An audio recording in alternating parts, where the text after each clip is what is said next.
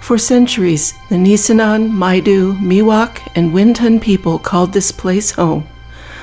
Once called Kumsayo by the Nisenan, it is now known as the American River. This beautiful valley provided wildlife, fish, and 6 species of oak, which provided a large part of the native people's diet.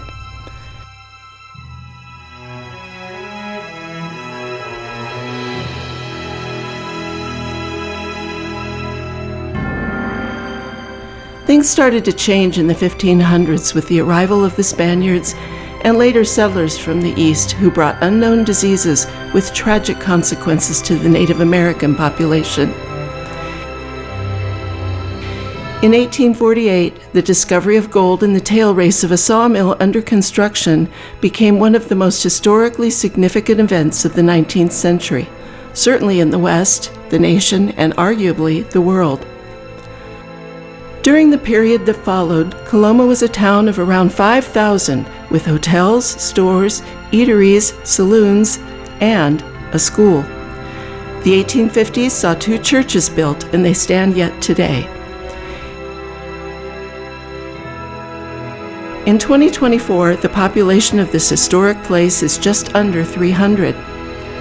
There are buildings in Coloma that were built over 170 years ago, and to lose such a part of history would be tragic. This series of programs highlights the preservation of the history and culture of Coloma.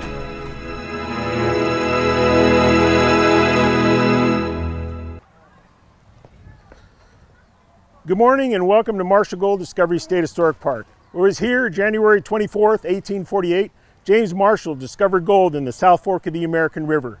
And it was that time that set off the California Gold Rush, where people from all over the world came to California to strike it rich.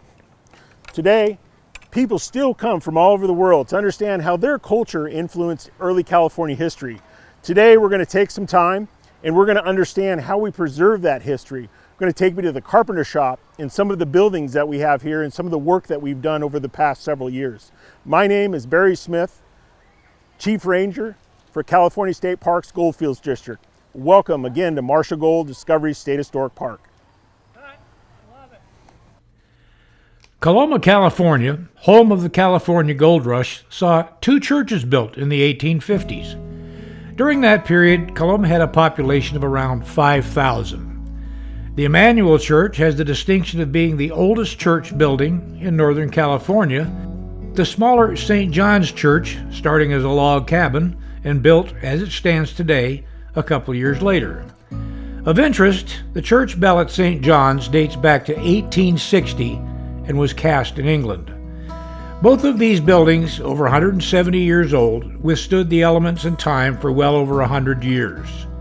Even with the dwindling population after the gold rush, they welcomed parishioners for generations. Not that long ago, relatively speaking, both churches were deemed unsafe and were closed. What to do? Major structural issues at one point even raised the possibility of demolition. Park team members were tasked with renovating and preserving St. John's. The St. John's Church, what's the history? Well, this is you're right, St. John's Catholic Church, built in 1858. And it first started out as a tent, am I right? Yes, sir, you're right. Okay. But what have you done here? Oh my goodness. I'll share with you the pictures and you can show the audience. But this building right here, we just like you went and saw our carpenter shop, we built this thing from the ground up. Obviously the main structure is here, but this thing was riddled with woodpecker holes. There was a beehive just above where I was standing. I'll show you the old pictures, but the window seals were rotten. The inside was, painted a different color. This probably taken 5 or 6 years to restore this. Brand new roof.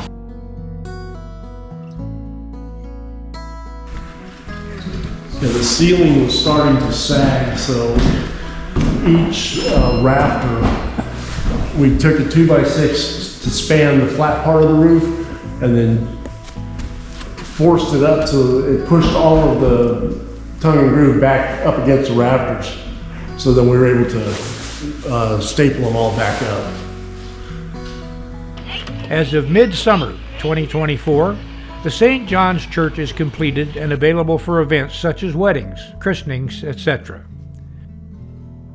The challenges of duplicating the siding, flooring, ceiling, windows, and trim was taken on by the team of the Marshall Gold Discovery State Historic Park shop, who stepped up and knocked it out of the park, so to speak.